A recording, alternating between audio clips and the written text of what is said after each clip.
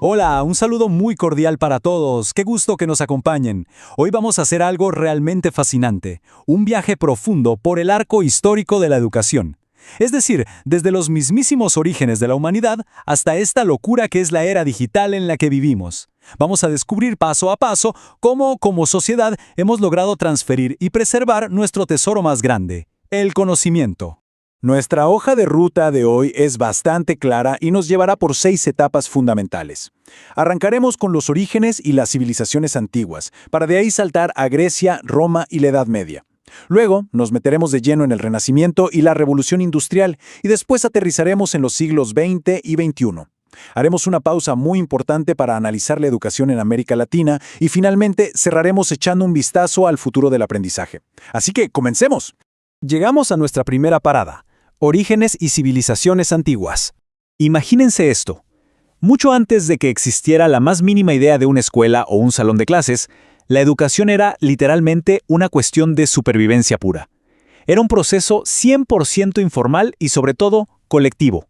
El conocimiento se pasaba de unos a otros a través de la imitación, las tareas del día a día y los rituales del grupo. Aquí no había exámenes ni calificaciones.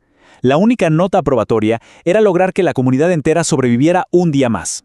Pero bueno, las sociedades empezaron a crecer, a organizarse, y la enseñanza tuvo que adaptarse a lo que cada estado necesitaba.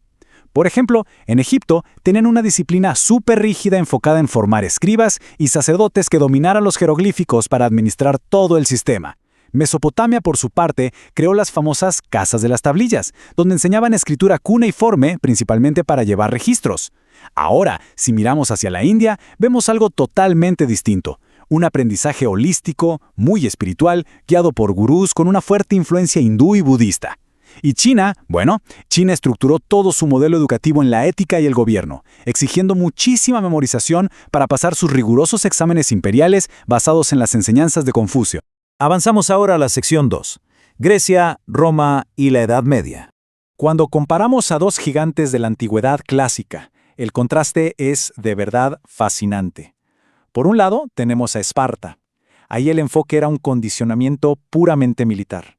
Lo que importaba era la resistencia física, una disciplina de hierro y, sobre todo, la obediencia absoluta al Estado. Pero luego volteamos a ver a Atenas y es el lado opuesto de la moneda. Ellos apostaban por una educación holística. Querían desarrollar tanto el intelecto como la moral. Enseñaban poesía, filosofía, música, todo con la idea de formar ciudadanos completos, listos para debatir y participar en la vida pública. Y claro, no podemos hablar del intelecto ateniense sin mencionar a Sócrates. Su célebre filosofía de la mayéutica nos dejó una idea revolucionaria. El conocimiento surge mediante el diálogo y la reflexión. Suena simple hoy en día, pero en ese entonces fue un cambio de paradigma total. Creer que la verdad no es algo que un maestro te dicta desde un pedestal, sino algo que descubres desde tu interior a base de cuestionarlo todo, fue un hito inmenso. Luego damos un salto a la Edad Media. Tras la caída del Imperio Romano, fue la Iglesia la que tomó las riendas para preservar todo ese conocimiento en las escuelas catedralicias. Y organizaron el plan de estudios de una forma muy metódica en dos grandes bloques. Primero, el trivium, que era el estudio fundamental de la palabra y el pensamiento lógico, mediante la gramática, la retórica y la dialéctica. Una vez dominado eso, pasaban al quadrivium, el estudio avanzado enfocado en comprender el orden del universo a través de la aritmética, la geometría, la música y la astronomía. Y así llegamos a la sección 3, Renacimiento y Revolución Industrial. Aquí la historia pisa el acelerador, impulsada por la tecnología y la religión. En el año 1440 ocurre un verdadero milagro. Gutenberg inventa la imprenta. De pronto, los libros dejan de ser un lujo de unos pocos, y el conocimiento empieza a esparcirse rapidísimo. Luego, en el siglo XVI, la Reforma Protestante le da otro empujón enorme a la educación al promover la alfabetización masiva, básicamente porque querían que todas las personas pudieran leer la Biblia por su cuenta. Y ya para el siglo XVII, un hombre llamado Juan Amos Comenio publica su Didáctica Magna, sentando las bases, literalmente, para lo que hoy conocemos como la pedagogía moderna, estructurada y universal. Pero, ¿qué pasa cuando llega la revolución industrial? Pues que la educación inevitablemente toma el modelo de las fábricas. Se instauran reglas de disciplina estricta y obediencia, con horarios diarios súper rígidos y métodos de enseñanza estandarizados. Todo estaba diseñado para preparar directamente a las masas para el trabajo manual. Lo interesante y un poco paradójico aquí es que a pesar de ser un sistema tan mecanizado e impersonal, este fue exactamente el momento en que surgió la escolarización pública obligatoria. Fue la primera vez que se abrieron las puertas del aprendizaje formal para millones de personas. Nos acercamos a nuestra era en la sección 4, siglos XX y XXI. El siglo XX sacudió absolutamente todo lo que se creía sobre la enseñanza. Durante muchísimo tiempo dominó lo que llamamos la educación tradicional, esa que dependía totalmente de memorizar las cosas mecánicamente, obedecer a una autoridad rígida y tener a los estudiantes recibiendo información de forma completamente pasiva. Pero entonces, como respuesta a eso, explota el movimiento de la escuela nueva. Esta filosofía rompió el molde por completo, abogando por un aprendizaje activo, experiencial, donde el centro de todo es el desarrollo natural y la autonomía del alumno.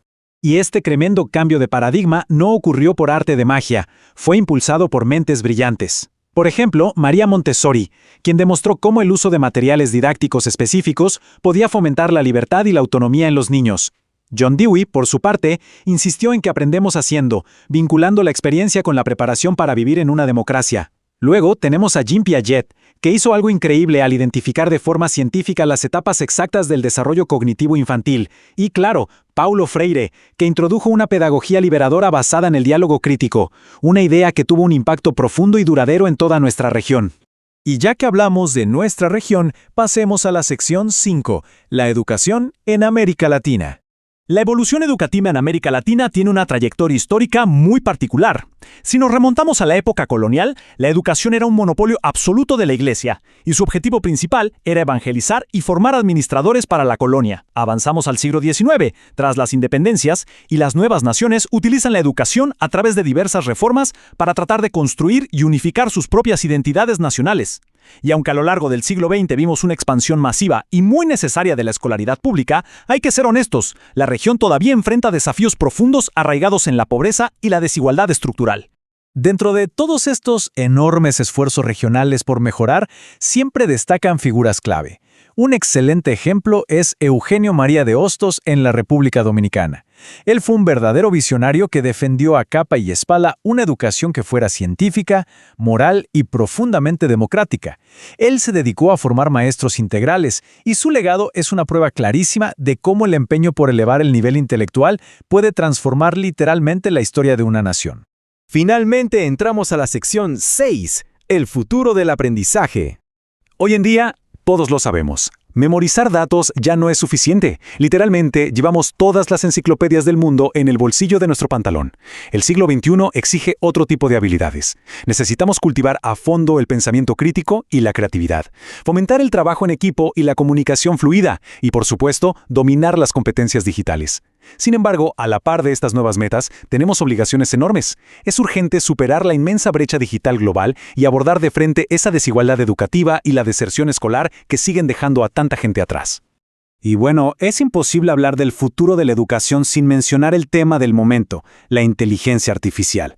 No hay duda de que la IA trae consigo plataformas de aprendizaje altamente adaptativas, capaces de personalizar la enseñanza como nunca antes en la historia de la humanidad. Pero seamos realistas, esta revolución tecnológica también nos pone frente a nuevos y profundos desafíos.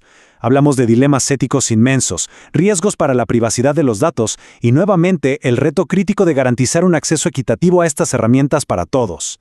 Para cerrar nuestro recorrido de hoy, me gustaría dejarles una reflexión que creo que vale la pena pensar detenidamente.